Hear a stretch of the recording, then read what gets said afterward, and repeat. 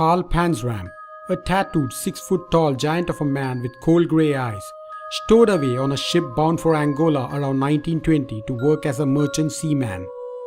After arriving in Lobito Bay, he hired a half-dozen local guides for a crocodile hunting expedition.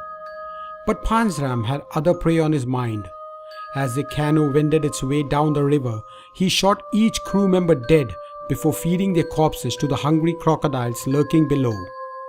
That was just one of the many crimes, including 21 murders and more than 1,000 rapes of young boys and men Panzram admitted to committing. Unlike charming and cunning serial killers Ted Bundy or Rodney Alcala, Panzram remained brutally honest. In his autobiography, penned in the prison cell, he said, "For all of these things, I am not the least bit sorry. I hate the whole damned human race, including myself."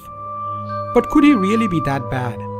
Yes, at least according to experts who have studied him and found that the roots of his evil could be traced back to his childhood.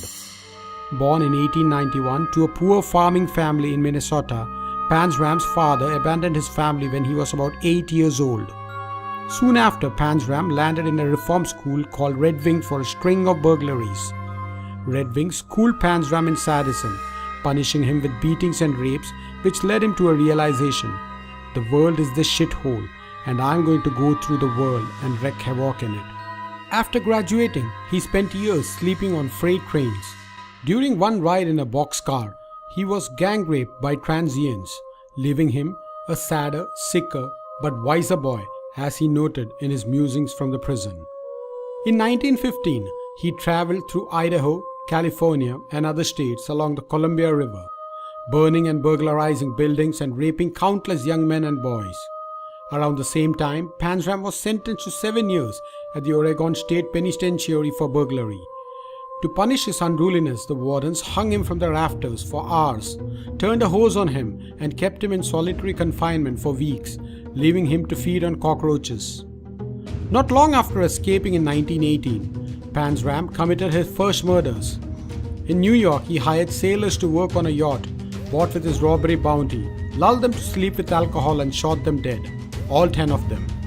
Soon after, he set sail for Angola, raping and killing a young boy before the crocodile hunting expedition. About a year later, he hit aboard a Lisbon-bound ship, only to find that the police there were on the lookout for him, aware of his crimes in Africa.